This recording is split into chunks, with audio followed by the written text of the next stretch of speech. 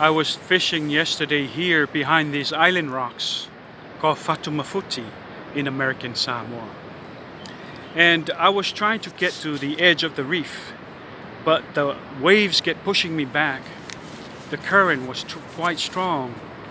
And I was thinking, what would happen to me if something happened and all of a sudden I die? Where would my spirit go?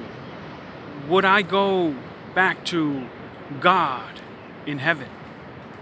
Or would my spirit go down to hell to be burned in the eternal fire? I was thinking about the pandemic.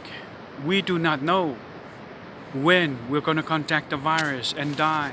It could be just like that, quick.